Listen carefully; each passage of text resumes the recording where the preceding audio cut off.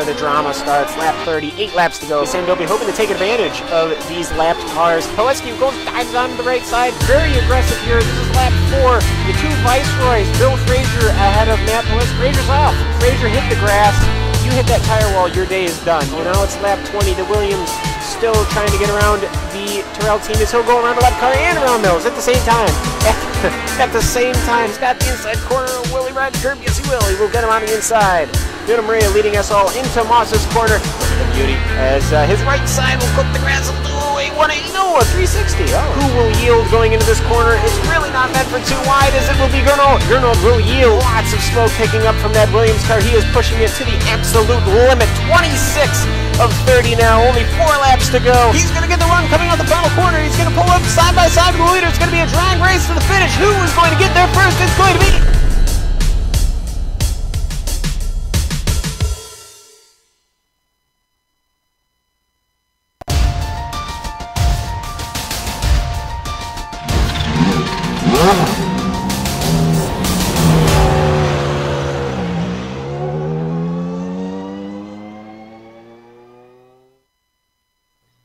It is the newest circuit on the iRacing Sim, and a street course at that. Hello everyone and welcome to the Detroit Grand Prix at Belle Isle, where we're getting set for round 4 of the Lotus 79 Classic Team Championship, live on the #1 North American broadcaster for iRacing, the Global SimRacing Channel. Hi, I'm Samuel Ryman, and alongside me in the booth is former IndyCar Series driver Richie Hearn. Behind the scenes, we have our director Amjad Yamin, and he is using camera sets provided by Dougie Beard. Richie, the drivers don't know quite what to expect, and honestly, we don't either. But what can we tell our viewers about this history and the numbers that make this circuit so special? Yeah, thanks, Sam. Yeah, this is one of my favorite spots to race when I was running full-time in IndyCar circuit. It's very bumpy, very narrow. Limited passing spots, but you can muscle yourself around people. It is new to the to iRacing, and it's the first street circuit that's been completed on there, so I think it's definitely an unknown to a lot of people. Not a lot of room for error, as we've seen in practice here, and I'm really looking forward to it. We got 14 turns on this little island out in the water, 2.35 miles, and you know what? The best way to look at this is let's jump on board that GSRC lap guide.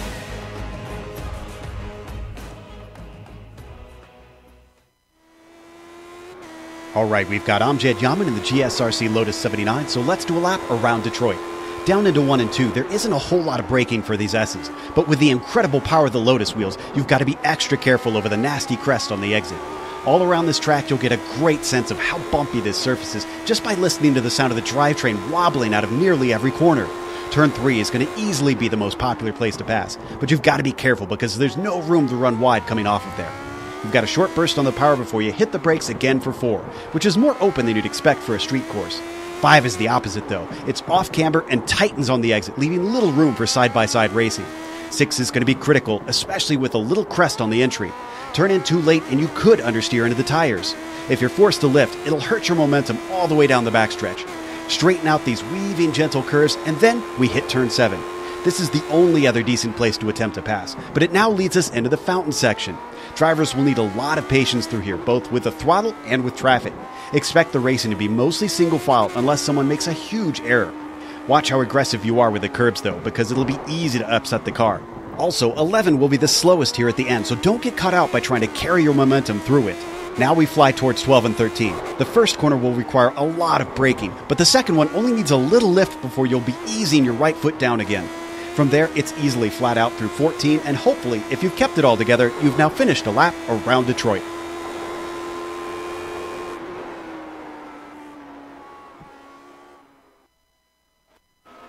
And there is just 1 lap around this Belle Isle circuit. Definitely a fantastic new addition to the iRacing Sim. And hey, speaking of iRacing, if you want more iRacing action, you'll need to head over to iRacing's esports channel up on YouTube and go and subscribe to that. There's going to be some fantastic racing coming up. And it's a great day and age to be a sim racing fan, Richie. Esports really been taken off. Yes, it has. And, you know, the whole esports world has been taking off, and that includes sim racing, which is great for us, great for GSRC as well, as we getting these broadcasts out to the public, and hopefully get people to join iRacing and jump on in and do some racing themselves. Yeah, we got 18 drivers signed up for this session. A single car split you're about to watch unfold in front of you. Let's take a look at some of the bigger names, or names that have been a little bit more successful in the opening 3 rounds of this 12-week season with our Drivers' Championship. There you see Journo Friesch has a massive lead over Antti Lepisto in the pits. Granberg has jumped up there into 3rd place in the points. Behind them, we see the Brit James Rawson and Pablo Suarez rounding out the top 5 there. But once again, this is only the 4th round of a 12-round season, so Journo Friesch is going to have to continue to be on the top of his game if he wants to hold on to that top spot in the standings. That's not the only championship, though. We also have a team championship. You see these 1980s liveries these drivers are. Even though the Lotus 79 was a 1978 car, they're using 1980s paint schemes and team names. And there you see Scuderia Ferrari, after last week's event, has now moved to the top step of the top spot in the standings. Only 2 drop weeks will count for these teams at the end of the season. But once again, still a lot to be played for, considering the fact, Richie, we're only 4 rounds of 12 rounds in. How about you tell us more about the logistics of the series? Yeah, like you said, we are in round 4 of 12, so we got a long ways to go still. The driver gets 4 drops, so that'll mix the point standings up some. The team only gets 2. We're working on a 33-lap race here. We have open setups, but there's no reason to stop for fuel, and these tires will last the distance. We're at our normal 17x incident cap, so anything more than that, you will be disqualified. That might come into play on this track. You know, there's no room for error. And then we're also working on the official iRacing points system, too. Yeah, you mentioned those 17 incident points. Yeah, we may see incident points here, Richie, but hopefully for these drivers, a lot of those are 0x's where they just brush a wall. This Lotus 79, it may not look it all the time, but it's pretty tough. I mean, it obviously can't take a big crash, but you can brush the walls around here with these cars and get away with it. Yeah, you can bulldoze this thing around some of these tracks, and the walls are unforgiving, but like you said, it's pretty strong car, so a little brush here, a little brush there. I don't think it's going to hurt it much. You know, the aerodynamics also probably aren't going to come into play, so if you bend your wing, probably not going to be that big of a deal. The track is very bumpy, and the curbs are unforgiving, but it should be very rewarding. At least when I ran there back in the day, it was very rewarding to drive fast around this place. Currently seeing at the top of the screen there, Rucola with a provisional pole sitting time, a couple of tenths up on Lepisto. We saw Rucola for the first time this season last time out at Virginia International Raceway, where he brought home a 2nd place finish. Yeah, the last race at VR was really exciting between Rucola and Friesch. Annie Lepisto also had a good run there. Not as well as he would have liked, but right now he's sitting 2nd on the qualifying chart. And kind of surprised to see Gurno down in 3rd. But we do have another 1:40 left here to see if these guys can put in a clean lap. Well, what did you find easier here, Richie? Qualifying or racing? Because even though you've got to be on the top of your game for qualifying, you only have to worry about 1 lap. Do you have to back it down a little bit for the race to make sure you can get to the end? Oh, yeah, absolutely. I mean, in qualifying, you can cheat death a little bit for 1 lap and try to hang on. But in the race, obviously, you know, you don't have much room for error. So you got to back it down to about 90%. You really got to get those runs. There's 3 sections on this track that are important. Run out of turn 13, run out of turn 2, and then that important run out of turn 6. So we can get down that straightaway and maybe get a passing opportunity. Now, hopefully we'll see a great fight up front during this race. We've seen a few of those this season. But even if we don't, Richie, the fact that this is a single split our viewers have probably already been noticing some of the drivers in the midfield and towards the tail end of the field might not necessarily be drivers we're used to seeing, names that we're used to seeing. And the fact that we have just a single split of 18 cars here at a race that could turn out to be a race of attrition, we really have no clue. It does mean that there could be some big points on the table for drivers who we don't normally speak about. Yeah, absolutely. And some of the drivers that maybe aren't here that normally are here are probably missing out. You know, we got a Sam Dobby there in 5th place right now. We haven't talked much about him, and he might be in line for some big points. And also our Barry West is down there in 10th, and he's been picking away here and getting those points. And if we have a big wreck on the start with the standing start, it might be a good opportunity for some of those midfield drivers. All right, and qualifying is over, so let's take a look at our starting lineup. Starting on the front row, as we've been mentioning, it is Rucola, who takes pole position, by not by much over Anti-Lepisto. Friesch will be starting 3rd place alongside him, Alex Millwood. Sam Dobby back there in 5th, ahead of Pablo Suarez, and then John Stevens, who we haven't seen for a couple of weeks, back there in 7th, ahead of Charles Eric Lemelin. Mark Pickford and Barry West round up the top 10. Yeah, next coming up would be Steve Sarlis, Jean-Francois Mate in row 11. We got David Sanchez and Christopher Keeble in row 12. And, row 6, row 7. And we got Keeber, Botera, Muraro in row 8 with Johnny Bell. And in row 9, rounding out the back of the field is Germano Cervini and Francois Gagne. All right, Richie, I'm going to get a good look at the cars as they're coming through turn 1 here. So while they're gridding up here, you want to give these guys a call to the first turn? Absolutely. And this is going to be really interesting because it's a short run to that first turn, but it's very fast. But then right after that goes over the hill where we saw that problem with that ZR1 in real life and down that long straightaway. And that's the best pass opportunity we got.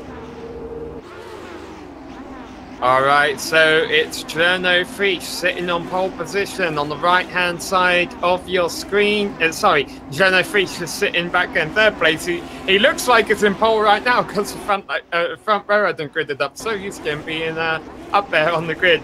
But he is in 3rd. Anti-Lepisto is in 2nd. This Rucola on pole position on the left-hand side of your screen as we look from the rear view. And they're all getting gridded up now because the 2-minute timing is up. The lights are coming on, and when they go off, and here they go. Absolutely. Great start from Calais and Anti-Lepisto. Very clean goal. We got a wreck in the back there. Someone lost control. Keeble lost his rear wheel or lost his grip going in down the straightaway. Coming down that main straightaway, like I say, you can see how bumpy it is. People are spreading out. No real movement for a first turn, 2nd, 3rd. Here we go. Nice clean into turn 3. Coming up to my favorite section here. This is a good rhythm section. Nice and bumpy. Off camber going into this next corner. And then we're coming back onto the straightaway, onto that back straightaway. Very clean start. Yeah, Savini started from the pits, and Keeble, who you mentioned, had the issues on the start line, was able to get going again. The run into the first corner was so short, Rucola really didn't have to fight a whole lot, but he's having a fight now with Lepisto all over the back of him. Yeah, Lepisto had a good look going into that end of the straightaway. This section, really a no passing zone. This is probably my least favorite section of the track. It's very tricky. We're going to come up and make this right-hander. We'll get a nice good run coming up to that turn 13, turn 12 area like I talked about. Looks like Gurno Friesch has dropped back about a 1.5 seconds. Probably taking it easy. Tires are coming up to temp. Not really room for air. Got Calais made a good run off of turn 12 like I talked about. This is a really good section. Coming to that fast turn 1, turn 2. You're going to go over a rise. Car gets very light. And then back down that main straightaway here. And, you know, Calais got a little bit of a gap there, so no worry from any of the Pisto at the minute.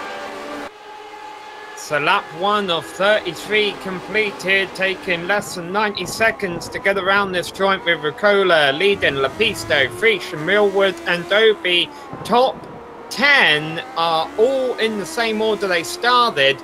The first position change I've seen is Jean-Francois Matt getting by Steve Salis for 11th.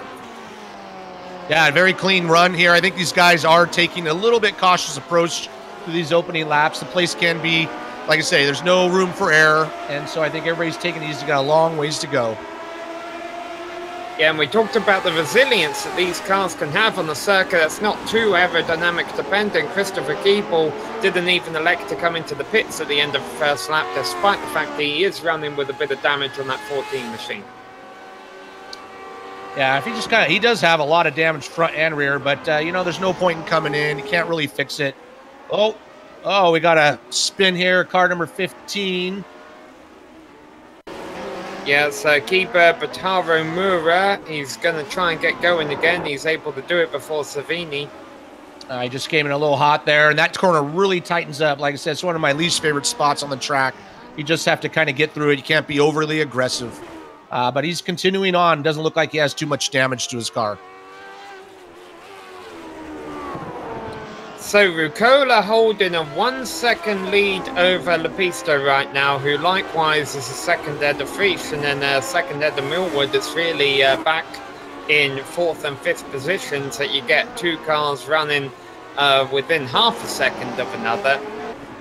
And then also back in P9, you got West all over the back of Pickford. Yeah, two teammates battling out here. Coming up to turn 6. Oh, that was really wide. And he's going to give up that spot. Drag racing themselves down the back straightaway here.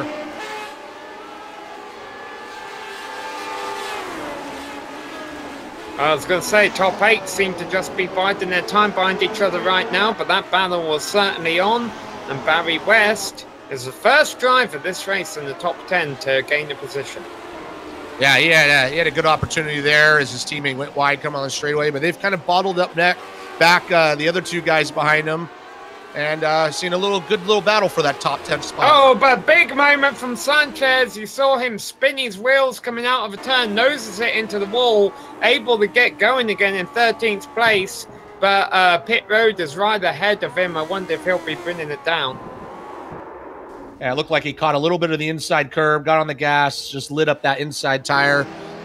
Really narrow part of the track as well. Yeah, right there, just kind of lifted the car. Oh, that's another section. Did it again, basically. He might be coming into the pit lane. Yeah, he is coming into the pit. It happened a couple of turns before pit road. I wondered if he was obviously trying to feel it out in the last couple of turns there. Wasn't happy with what he was feeling. Up front, Kale Ruocola, he's gapped these guys. It's about 1.7 seconds up on Ante Lepisto. Meanwhile, Gurno's closing in on Ante Lepisto, and all is Alex Millward and Sam Dobby both closing in as well. Yeah, Lepisto, he must have made some kind of mistake last lap, because as you mentioned, he lost time to Rucola and Frisch behind him too. And unfortunately for Lepisto, we've seen this a bit this season, where he's been very fast, very competitive, but hasn't had the finishes, at least during on our broadcasts, to show for it. He got a podium at Watkins Glen, but since then the 6th at Sebring and the 5th at VIR, despite leading the first half of a race in Virginia.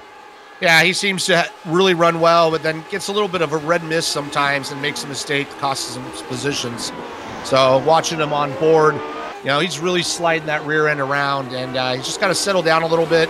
He's got the pace to catch up to Kale. Yeah, well, I'm starting to think, Richie, Rucola's got to be one of these consistent drivers, because the first time I really recall seeing him this season was at VIR, where he finished 2nd. And now here we are at Detroit, where he's just leading, and he even took pole. It seems he does well on these tricky circuits. Yeah, he's might have found something in his setup, and just kind of helped his driving.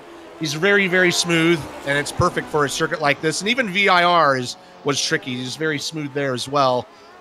Watching this, Gurno's right on the back bumper of Ante Lepisto. And I'm sure that's not making any drive any smoother, watching his rear mirrors, that red Ferrari coming up behind him.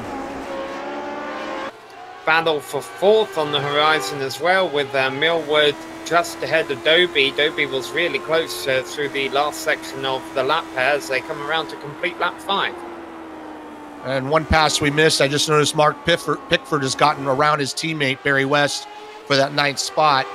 So that's been a good little battle, an inter-team battle we've seen. Yeah, recall Pickford only lost that position in the first place because of a mistake. Granted, it was a mistake he was pressured into from West running him close.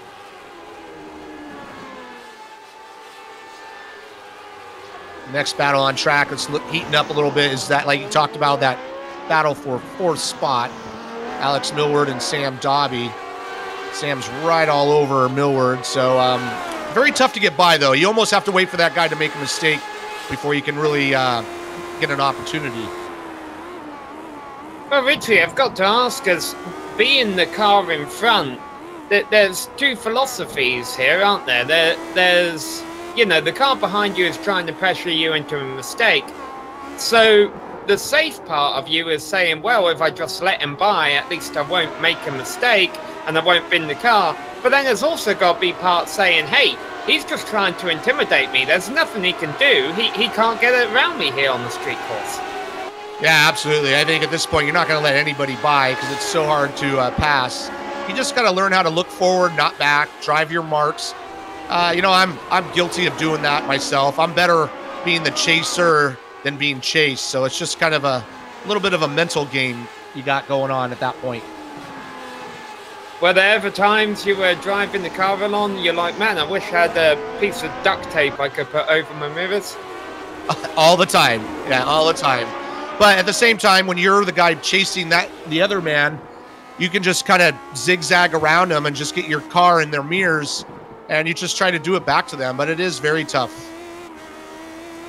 The beat and battered number 14 machine of Christopher Keeble certainly not slowing him down. He has ran down the pack that ran away from him on the opening lap while he was having his incident.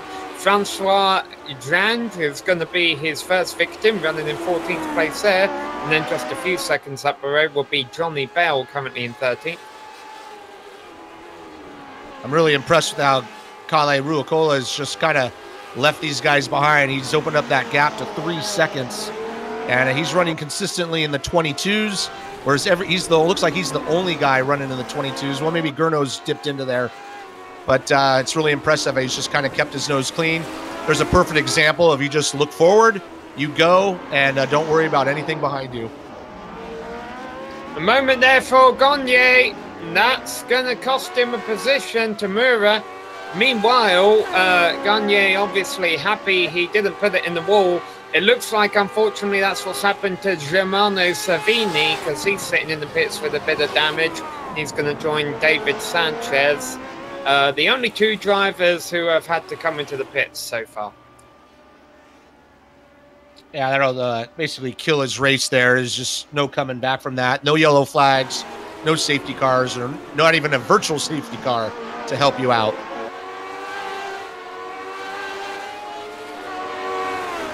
Looks like everybody's just kind of spread out. Probably going to see a little bit of action, I think, as we get going through the race. Tires wear out. People make mistakes. I'm still watching that battle between Alex and Sam Dobby. Sam's not giving up, and Alex is doing a good job just staying clean. But like I said, Sam Dobby's not giving up on trying to get that 4th spot from him. Yeah, but these two, it looks like they've almost been gaining a little bit of time over Lapista and Frisch, running in 2nd and 3rd, or at least they were. Now it seems that Lapista has disposed of Frisch a little bit. They're both able to pull away.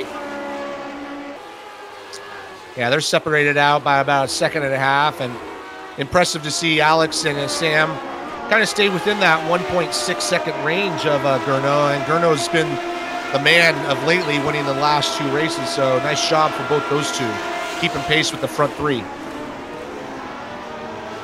And I should imagine Millwood's got to be hoping that something happens to top 3, because we've seen a lot of times when we've covered this series, Alex Millwood is a regular front runner, but I can't recall him ever getting a podium recently. He's got to be on the verge of getting one soon. Well, he's right there right now, right on the outside of the podium. He's just looking for a mistake from one of those 3 guys in front. He's 2 seconds behind Gurno, so he's losing a little bit of time. I'm sure having Sam in his mirrors is not helping. He's having to drive a little defensive. And I'm interested to see how this plays out because, you know, Sam's not giving up. They're running about the same lap times. And, you know, just takes a little mistake. And plenty of time to still make a mistake. They're only about a quarter race distance right now. Carly Rucola continues to lead. He's built it up to 3 seconds over Antti Lepisto, who's still about a second and a half ahead of Frisch, and then you drop back another second and a half to this battle for fourth we've been keeping an eye on. Who's running in 6th, you may wonder? It's Pablo Suarez. In fact, the drivers 6th through 10th are all where they started. Kind of just having a quiet race back here, these guys, Richie. Pablo Suarez, John Stevens, Charles Eric Lemelin, Mark Pickford, and Barry West rounding up top 10. Yeah, everybody's kind of in no man's land. The only battle on there is between Alex and Sam.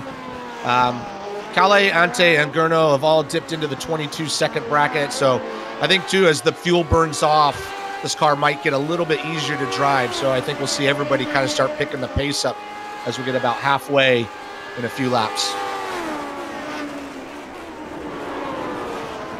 Once again, Dobie closing in on Millwood, and I've got to imagine Millwood can't be driving his best right here because he knows there's a bit of pressure from behind, and this could actually be costing them both time to Frisch in front.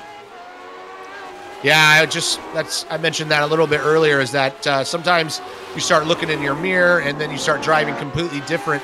So you just got to focus on your line. You know you're faster than that guy, and just try to pull ahead. And I think that's what Kale's doing a really good job at. He's really opened that gap up. And, you know, Alex has just got to put his head down, just focus straight ahead, not worry about Sam. Last 2 cars on the lead lap were side by side, heading down into third turn, and this is actually going ahead of our leader, Rucola. Christopher Keeble hasn't been able to do anything with the cars ahead, but he did just get by Francois Gagne. Yeah, Christopher Keeble, as you can see on screen, he's moving along here. He's got a lot of damage, but it hasn't slowed him down much. He's moved up to 15th spot, but he's got a couple of guys behind him looking to take that from him.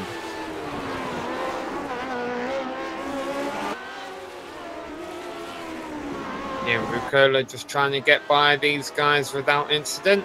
Now, the good news for Rucola is he can afford to take his time as he catches these lap cars. It does look like he will have to deal with some lap traffic, having a couple of scary moments. The bad news for the drivers behind him, Richie, Antti, Gurno, Alex, and Sam, they're going to have to navigate their way around these guys without letting the cars behind take advantage. Yeah, and it really comes down to where do you catch them? And you catch them on the straight, or you catch them in these corners, and you have to wait and wait and wait. So this is going to be an opportunity for Gurno, I think, as they come up to these lap cars. And they're catching them in a good section here, but he's going to have to split them 3 wide. That was interesting.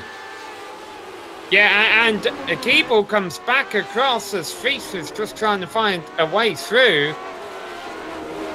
Now, Frisch is a big loser here. He's lost some time behind him, while Lepisto was just able to find a gap and pull ahead. Yeah, Lepisto was able to get by both those guys in one corner, and there you go. He's gotten by our lap traffic, and now he's got clear sailing. Just got to put his head down, try to close that gap. It's now about 1.7 seconds. Yeah, meanwhile, Dobie already all over the back of Millwood as they catch the car of Keeble, who's overshot the corner, and Keeble just gets out the way of him. Yeah, that was a good job. His car looks like a little bit of a handful, but he did a good job not hindering this battle we have for 4th and 5th. Yeah, so the last car on the lead lap now is Mura, and he's about 10 seconds ahead of Rucola. I think Rucola will catch him by race end, because race end still quite a long ways away. Granted, we haven't seen a lot of side-by-side battling early on here, Richie, but that's not the challenge of street courses. The real challenge is seeing these drivers fight the racetrack And they're not even halfway done, and already we've seen some victims to that. Yeah, there's no room for error. So if you do slide out, you're going to catch that wall. This is one of those places where you really want to just go into the race. I'm just going to race the track. I'm not going to worry about everybody else in front of me. I'm just going to do the best I can with what I have, and just try to stay clean and just see where it puts you. So far, those top 5 guys have all done a really good job. Same thing with Pablo. You know, even though he's 10 seconds behind Sammy, it's got a little bit of a battle with John Stevens is catching up to him here. Yeah, this is a completely different race from what we saw from John Stevens over at Watkins Glen. I believe back then he was involved in a couple of incidents going up and down, but now he's had a much quieter race here today. Yeah, it looks like Pablo Suarez is starting to catch up to some lap traffic. Oh, we got a spin right in front of him. Keebler spun right in front of him, a really bad spot, but he's able to stay out of the way of those 2 guys. Well, Keeble have been in a pretty intense battle for 15th with Gagne, and you see there Gagne got the better of it. I don't think it's over, though, because Gagne is losing a lot more time yielding positions to the lead lap cars than what Keeble has been. Yeah, I think Keeble is he's struggling out there. He might want to come in and try to get that thing fixed, because we've seen a couple of spins by him or close calls, I should say. Well, Andy Lepisto almost just got into the back of Johnny Belle. We might want to replay on this one.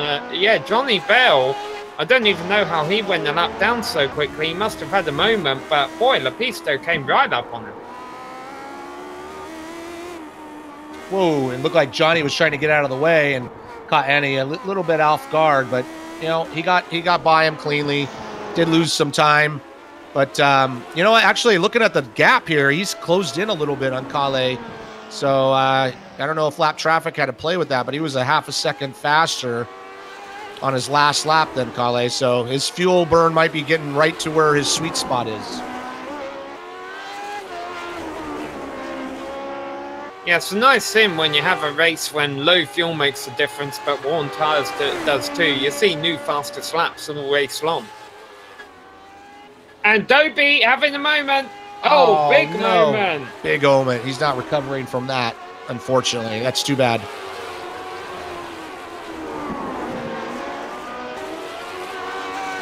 This is that really fast section. That's turn 12 that I talked about.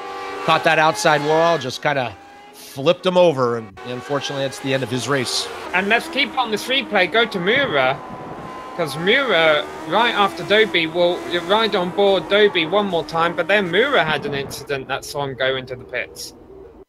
Yeah, it's a really tricky section. We've seen problems with that with the real-life IndyCar series. I think Graham Rahal pounded that fence in qualifying.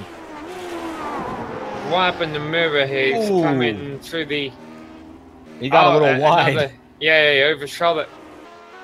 Yeah, these cars tend to have a little bit of understeer as the fuel goes off. And you can see these guys had a handful steering, and you know, there's no room to just drop a wheel. Here comes the wall. So you were giving a shout out a moment ago, Richie, to Pablo Suarez running the 6th. Well, now all of a sudden he's up to 5th, and that battle he's got with John Stevens going on is for a top 5 spot. Yeah, absolutely. That battle's heating up. And for John Stevens, as soon as you see that, wow, I'm 6th. I could be top 5 here in a second. It's just going to kind of make you want to try just that little bit harder.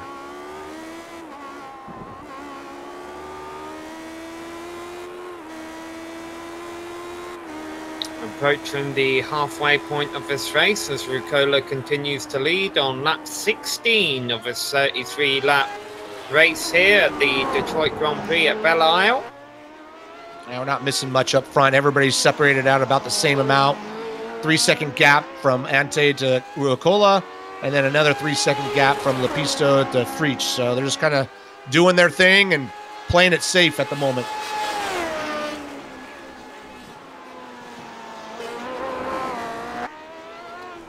Now, we've been watching the battle between Suarez and Stevens, and also the battle between Pickford and West, who currently run in 8th and 9th. sandwiched in between those two battles is the number 10 car of Charles-Eric Lemelin. And the number 10 car running in 7th place right now, which looks like a good I-rating gain and also a safety rating gain here for Lemelin, considering I don't think he's been involved in any kind of incident yet. Yeah, just looking back a little bit, too, between Mark Pickford and Barry West, they were really close at one point, but Barry's dropped way off. He's 11 seconds behind his teammate, so I don't know if he had a moment that we didn't catch, but he's kind of running by himself there, 9th spot, but really lost some time to his teammate. Yeah, and you saw at the top of your screen, Carly Rucola just reset the fastest lap at a 1:22.507. If he hadn't done that, though, you would have seen purple at the top of your screen for Journo Frisch, because he also ran a 1:22.5, but it was 1:22.575. Alex Millward also ran a 1:22.5 last time around. I think you're onto something here, Richie, that these cars are hitting the sweet spot right now. Yeah, doing a little bit of practicing in this car myself. The car is really sluggish with that full tank of fuel, and even though as you drive and the tires start to kind of get a little bit, lose their edge, you tend to go faster and faster as that fuel burns off. Real impressive on the top 4. Alex Millward's running the 22.5s for Gurno, 22.7 for Ante, and 22.5 for Kyle. All those guys are running about the same amount, same time of lap time, and then there's kind of a big drop off from there. The rest of the field's all in the 23s and 24s. Yeah, and that's why the top 4 right now are being covered by 7 seconds. And then there's about a 20-second gap between Millward in 4th and Suarez in 5th. But some of that might have to do with the fact that Suarez is still having to use his mirrors quite a bit with Stevens all over his rear wing. Yeah, that's the best battle we have on track so far. Battle for that 5th spot, and like I say, it's a good I-rating day for some of these guys. Good safety rating day. Not always counts. Doesn't seem like it does, but it does matter in the end. Yeah, you don't want to lose your license. Don't want to use your license, and you get that I-rating up, and it'll keep you in that top split whenever it does split up.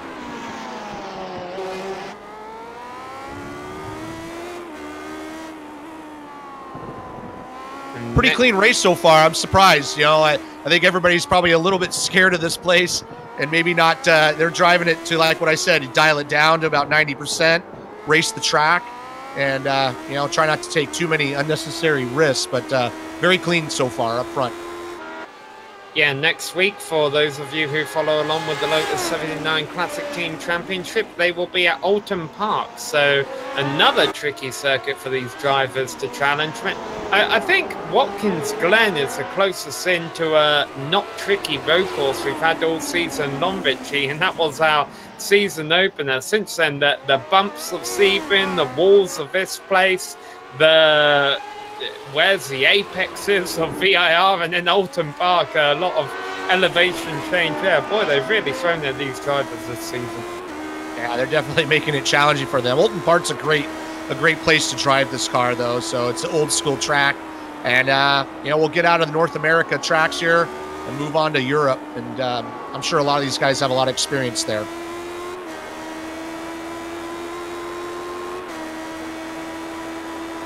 Well, now lap traffic has kind of gone away. Rucola's built his lead to Lepisto back up to 3 seconds.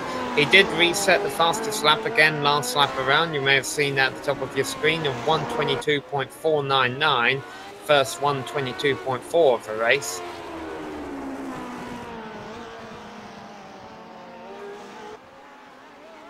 Yeah, pretty quiet all the way through the field. Everybody's separated out. Christopher Keeble's still out there. He's 2 laps down, running 14th spot. Right in front of him is Francois Gagné. And looks like we got about... Oh, Millward's into the wall, running 4th place, all on his own. And he must have hit it hard because he's pulling it to a hole. Oh, that's really too bad.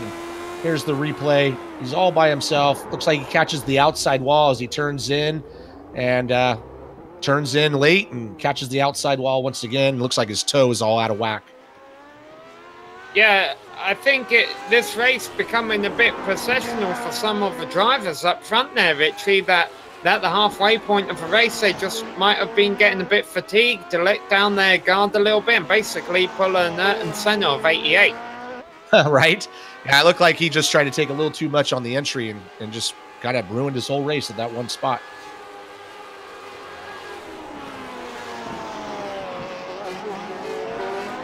Well, I said that Rucola was pulling away from Lepisto, but while we were watching the incident back there, Lepisto actually reset the fastest time. He takes it with a 122.462. And there you might be able to see how he's doing it by being really aggressive with the curbs. And he's got to be really careful because those curbs are pretty high and it'll just shoot you right to the outside wall. So he's kind of getting into that mode. We talked a little bit about it at the beginning of the broadcast, how he tends to run really good and then just kind of tends to overdrive the car a little bit. So hopefully he doesn't make that mistake and kind of hold on to this second spot. And Renault Frisch takes the fastest lap that time by 122.3. Now, while we've seen a couple of the top contenders crash out, that has promoted a couple new names into the top 10. Jean-Francois Matt running back there in 9th position, and Steve Sarles now in the top 10. And the top 10 are currently the only 10 cars left on the lead lap. Yeah, they've just kind of run clean, taken advantage of other people's mistakes. It's also promoted Barry West up to 8th spot. He's still a good 17 seconds back from his teammate. But we do have that battle up with Pablo and John still heating up. I just saw John hit the curves pretty hard, so he's trying pretty hard to stay with Pablo Suarez. Instead of battling for 5th, it's now battle for 4th. Well, do you think that makes him more or less intent to try and get the position, Richie? I mean, earlier he was thinking, well, I got to pass the car to get top 5, but now he's thinking, all right, well, I got top 5, but I'd like 4th. 4th is good, but 3rd is better. So, you know, it's one of those things. If you can get up into 4th spot, even though they're a 25-second gap to the top 3, if one of those guys ends up making a mistake, you want to be the beneficiary of that to get into that podium spot. Entering the closing 3rd of the race now. You'll see we are on lap 22 of 33. Yep, Rucola has dropped that fast lap time as well. He's gone purple with a 22.274 on that last lap. So, like I said, as that fuel burns, the car gets a little more nimble. Even though the tires wear, you can get off those corners a little quicker. Yeah, the intensity up front has really picked up over the last few laps, Richie. Just a few laps ago, we were singing the praises of the drivers being able to run at 122.5. All of the top 3 last lap around were 122.4 lower. And Johnny Belle, was he in the pits?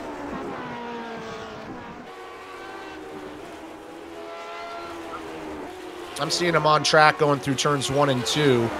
I see what was happening. Johnny Belle was letting Jean-Francois Matt lap him, and it triggered the pit entry on my time and scoring because he was pulled all the way over on the side of the track.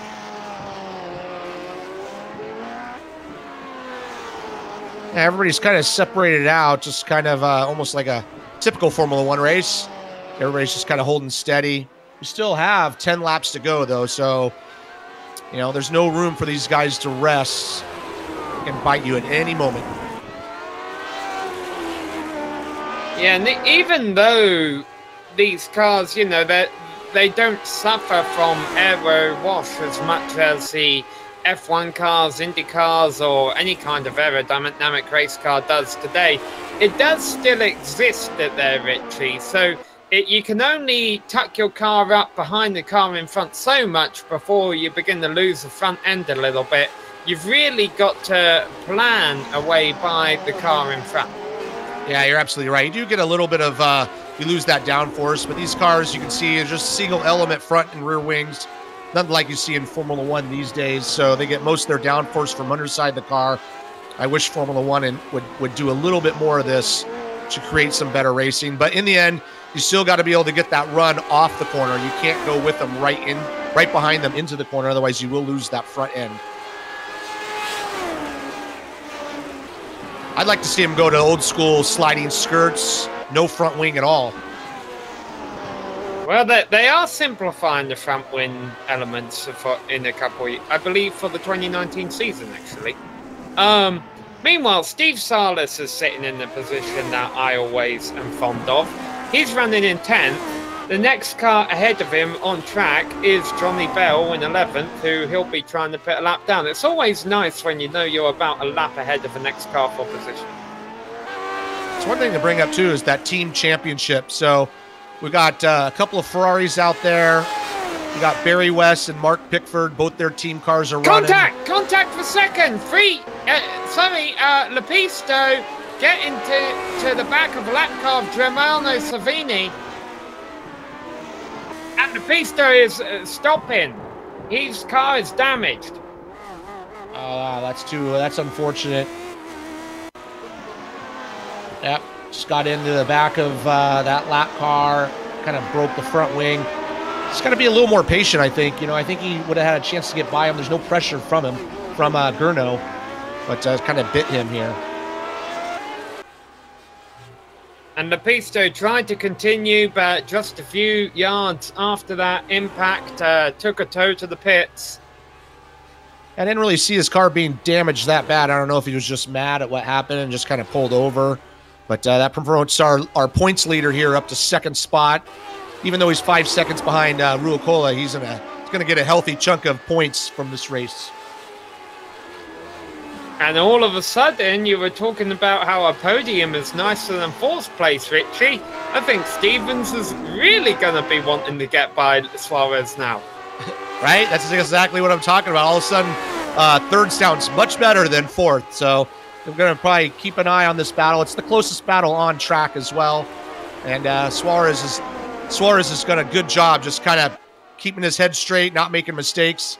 John's done a good job just keeping the pressure on him throughout the last 10 laps or so. And let's not forget that, as we mentioned, True, we haven't really seen a whole lot of passing in the top 10, but here Suarez, Stevens, Lemelin and Pickford are running 3rd, 4th, 6th and 5th and 6th after starting 6th, 7th, 8th and 9th. They've all picked up 3 positions just from some of leaders running into trouble. Yeah, there's nothing wrong with that. The finishes all stay the same. My first year at the Long Beach Grand Prix, I finished 10th, and I don't think I passed a single car on track the whole time. So either way, it still stands. So you just kind of do your thing, race the track, stay clean, and just see where it puts you.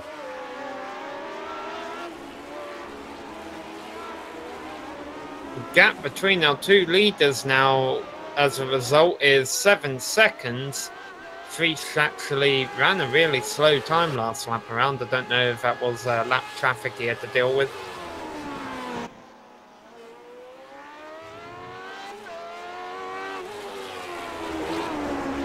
It must be said, even though, Savini was out there a bit off the pace and he got ran over by Lepisto there, Richie, he has every right to be out there because of the fact we have seen attrition throughout the entire race.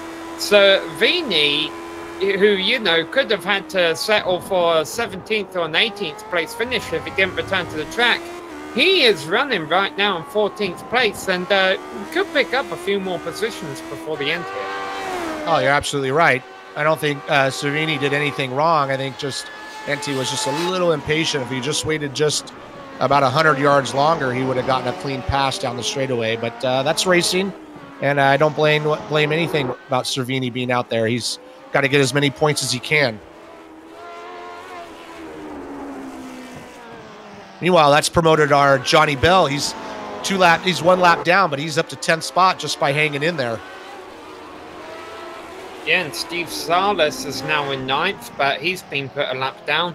8 cars left on the lead lap right now, Jean-Francois Matt being the 8th and last of them.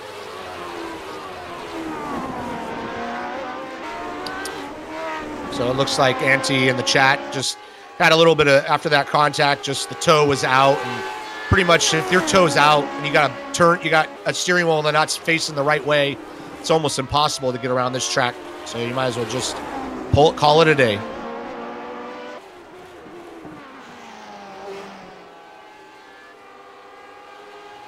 And this race definitely far from over. Even, I mean, it was quite calm until that moment happened. Even at the calmest of moments around here, this street circuit can bite.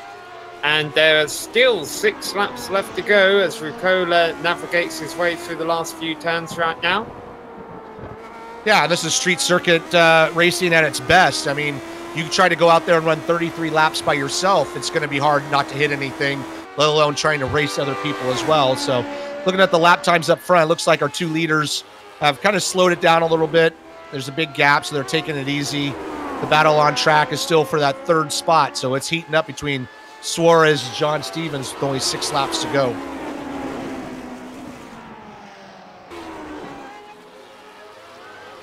And these drivers can't afford to battle each other too hard, because only about 5 seconds behind him, you'll find another battle brewing, actually. Mark Pickford has really ran down Charles-Eric Lemelin. Yeah, and he ran about 0.8 of a second faster than him this last lap, so he's definitely got the pace on Charles-Eric Lemelin. And once again, that's a battle for top 5, which sounds better than top 6. So any chance this could be a battle for podium before the finish of the race? Great, this race has been going. Right? You never know. Between Suarez and John Stevens, if those guys take each other out, that leaves room for Charles and Mark to try to claim that last podium spot.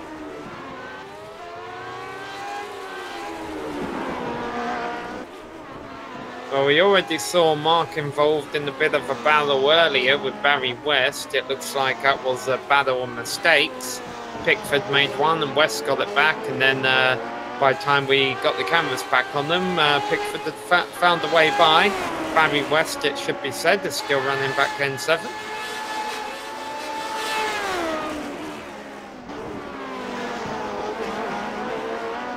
As laps wind down here, only 5 to go. That battle for 3rd. You know, I haven't seen John really make a move on Suarez at all, but I don't know if he's just waiting for that one moment. Savini again trying to stay out of the way of Lemelin and Pickford. But that's another problem with these newer tracks on iRacing, Richie, especially a newer track and a street circuit at that, is you've kind of got to learn where the places are where you can and can't let the leaders by. Yeah, absolutely. And it's the leader's job, too, to kind of anticipate that as well. So those guys did a good job just kind of being patient, get around them, and then they can continue on for their battle for 5th spot. Running out of time now, though. As Rucola coming around to get the 4 to go mark. Yeah, we are running out of time, and you know, just kind of keep going into this battle with Suarez and Stevens since it's the closest on track. But I just don't see an opportunity for Stevens. I mean, it's going to take a big mistake from Suarez to kind of open that door. That's the easiest time of a race to make mistakes. The lap times have started to fade a little bit from what they were running 10 laps ago. Maybe the tyres starting to go off. Obviously, the drivers are more fatigued than they have been all race long. They've already done this 29 times. They've still got to do it 4 more times. Yeah, this track is not easy. Like I said, even just driving by yourself, it's tough not to hit anything for that long. So very good job to those guys that are running in the top 9. Haven't really had much incidences there. Johnny Belle hanging in there at the top 10.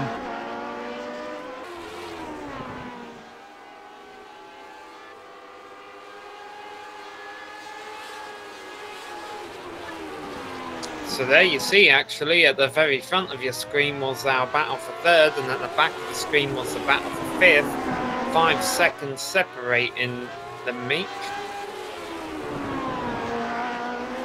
Yeah, these are the 2 best battles on track, but it's very tough to get that opportunity. And once again, if you're that guy behind, like Stevens and Pickford, you really just have to wait until that guy makes a mistake. There's no real place to force the issue without causing a big wreck for yourself.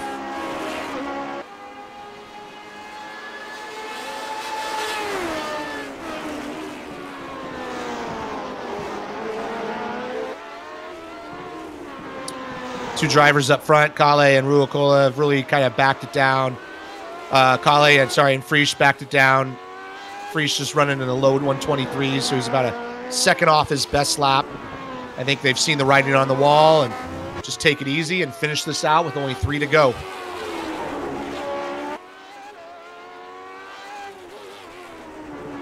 Yeah, looking down the order here, trying to find out our big move of the races, it actually looks like it's a couple of cars we kind of wrote off after their damage early on. Richie, Johnny Belle, who's 2 laps down, but he started 16th, is running in 10th right now. And Francois Gagne, who started the last place in 18th, but out there still running in 11th. Yeah, we have basically, it looks like we got, 13 cars running. Started with 18. I think that's pretty good for their first time on this track. Barry West running up in 7th on the lead lap. He got a top 10 last week at Virginia International Raceway. That was a 9th place finish, so this will better that. He normally comes in for post-race interviews. We're sure he'll be pleased. Yeah, he had a really good battle with his teammate early on, but it just looked like he backed off and just kind of found his gap. He's 29 seconds behind Mark, and he's 15 seconds up on Jean-Francois. So if he kind of just carries on, this will, I think, be his best finish of the season. Meanwhile, 2 laps left to go. And Stevens and Pickford, if they're going to do anything, once again, they are running out of time in a hurry.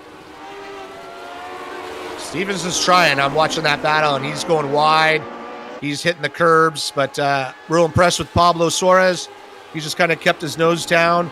He just did his best lap of the race that last time around. So, he's finding his groove at the right time. And the Pistos came back out on course to kind of stop the bleed in and wrap up a 12th place finish without Savini lapping him. So, Rucola, we haven't had the cameras on him a whole lot out here today, Richie, because he's running away with this in. He's probably going to win it by over 10 seconds over Journo Frisch. Just crossed the line, another impressive 122.5. And in about another 82 seconds, we'll see him cross the line, barring any kind of disaster on the last lap here, and take his first victory of the 2018 Season 3 Lotus 79 Classic Team Championship. Absolutely. Kale Ruokola has been very impressive for this race. Qualified on pole, great start, and just kind of took off. Never really had a challenge from behind him, so good for him. He came close last week at VIR. This will help him on those points, and looks like he's just kind of finding his groove here in this car as we reach the midpoint of the season in a race or two. And that's Savini, who's had a couple of close moments with lap traffic with lead cars early on, but he's still bringing his car around. Probably going to end up getting 13th here at the end of the day. But the number 2 of Rucola has gotten by him, and he doesn't have to deal with any more lap traffic between him and the finish line, which is coming in just a couple of turns' time. Man, the number on the front may say number 2, but the positions, the timing and scoring sheets are all going to say qualified 1, ran position 1, finish position number 1 for Kale Rucola here at the Detroit Grand Prix at Belle Isle. Yeah, clean sweep for him because he had fastest lap of the race as well. So congratulations to him. Here goes Gurno finishing second. Another good finish. So he's very, very consistent with a couple wins, second place. Battle with Suarez and John Stevens is heating up, though. Yeah, they got very close there, but I don't think anything's going to happen. The battle for 5th, likewise. Pickford all over the back of Lemelin, but can't do anything. 1 turn left for these, but not a whole lot you can do in that final corner. And Suarez comes around 3rd spot with John Stevens in 4th. Nice battle for 10th behind him as well. Johnny Belle just crossing the line ahead of Francois Gagne.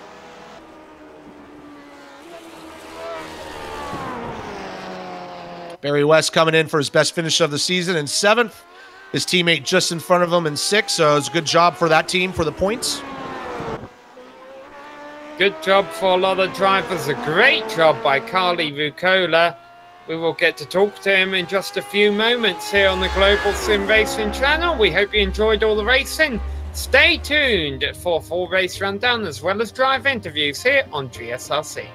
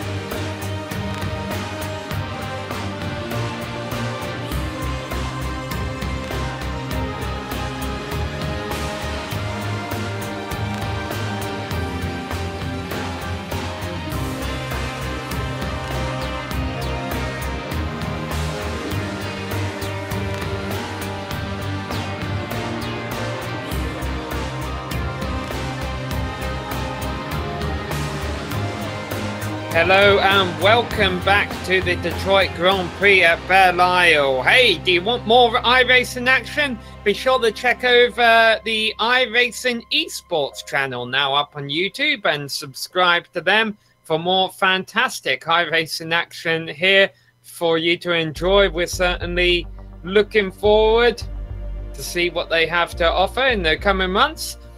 What we had to offer for you today was 33 laps of racing action here around this new street circuit on the iRacing service.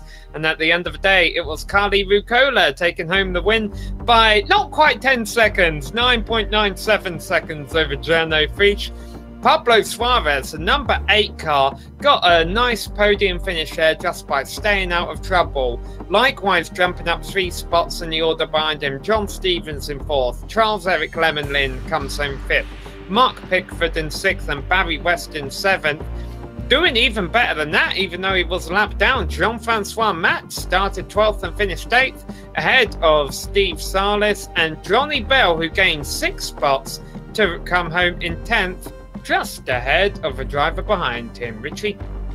Yeah, Francois Gagné did a great job. He didn't even put in a qualifying time and started 18th and finished 11th, just kind of stayed out of the way. Andy Lepisto, unfortunately, was having a great run in 2nd spot, got caught up with the lap car, and it was a non-finisher.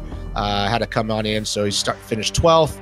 Germano Cervini stayed out there, got a 13th spot for himself. Christopher Keeble had some problems as well, but stayed out there, got 14th.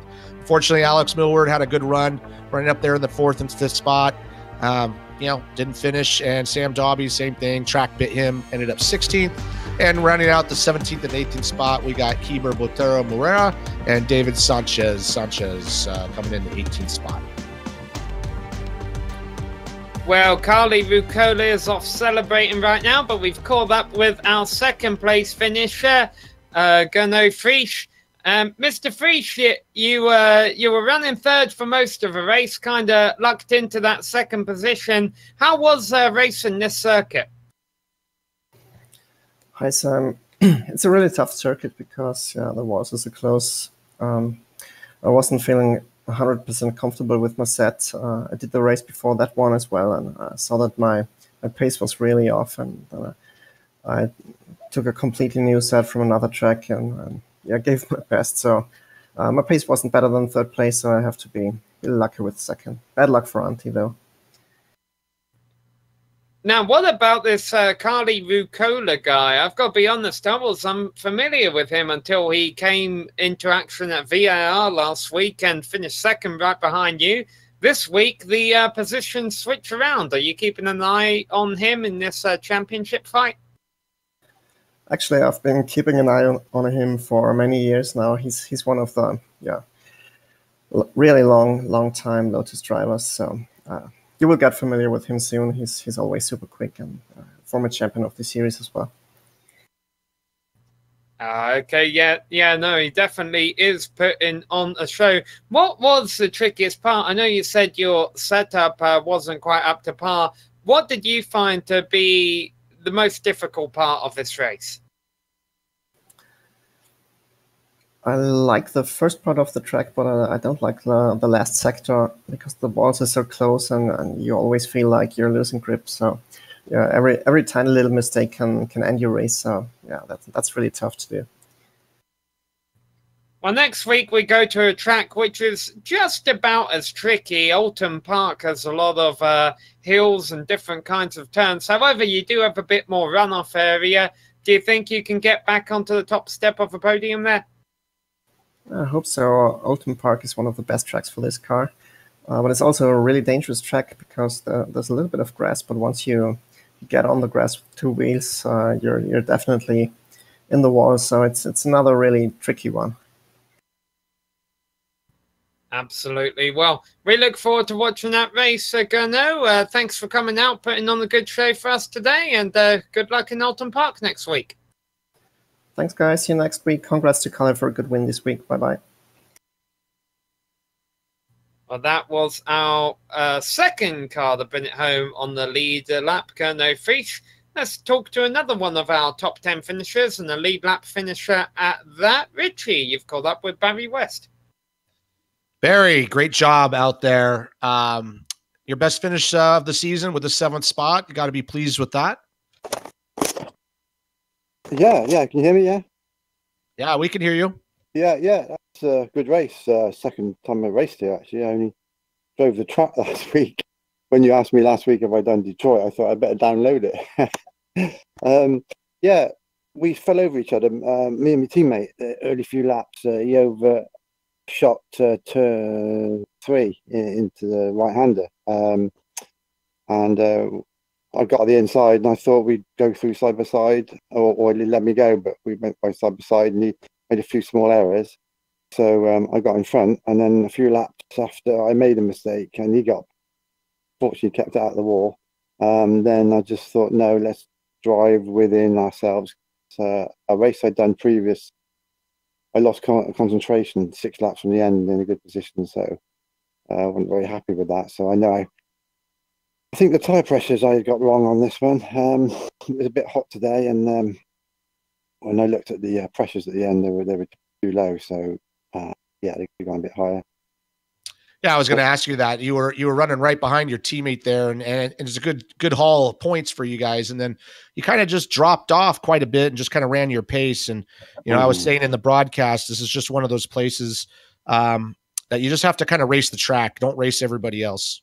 Yeah, exactly. Yeah, I was pushing too hard and overheating the tires, and then it was just sliding too much and losing too much time. So just calmed it down a bit, make sure I kept it out of the wall, and then they came back a little bit towards the end. In fact, I think we fastest lap was the last one. I think, the lap 26, the fastest. But no, that's Mark's.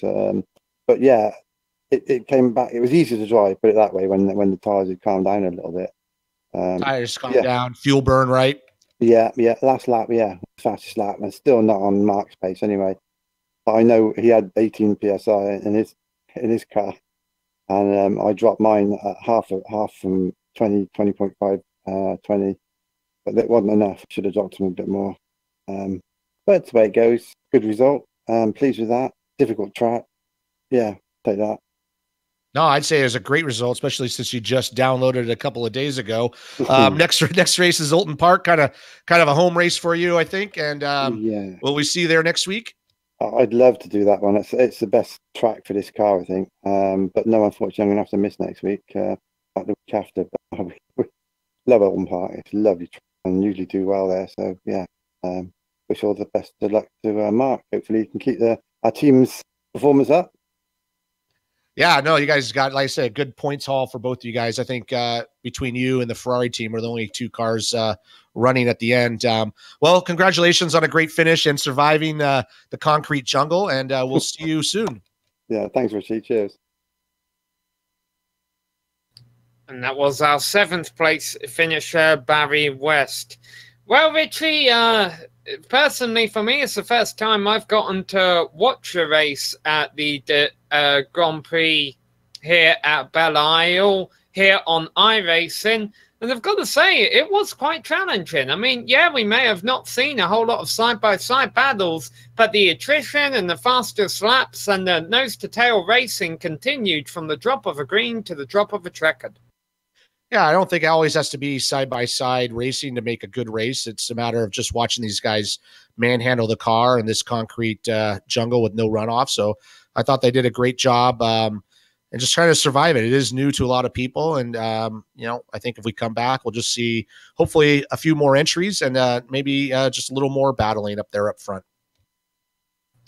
Well, we will be coming back with the Lotus 79 Classic Team Championship next week, the same time here on the Global SimRacing Channel, but we will be racing at the first non-US race of the season over in Great Britain at Alton Park. We would like to thank all of the organisers and competitors from the Lotus 79 Classic Team Championship for choosing GSRC and coming out here putting on a great show today. We would also like to thank all of the companies that provide the software and hardware for our broadcasts, and you can see them all listed on your screen. Additional thanks goes out to Eric Ekholm and Drew Lalonde to provide us with our music. See the screen for how to get a hold of more of their great work. Thanks to the team today, Richie, Andretti and Dougie. If you'd like to find out more about GSRC, visit us at globalsimracingchannel.com. We're also on social media, on Twitter at GSR Channel, Facebook at facebook.com/Global SimRacing Channel, and Instagram at GSRC_Gram. All of the upcoming races for our other series are listed on screen, so check us out, mark them down on your calendar, and don't miss another second of exciting racing action. But until next time, race clean, race hard, and we'll see you on the track.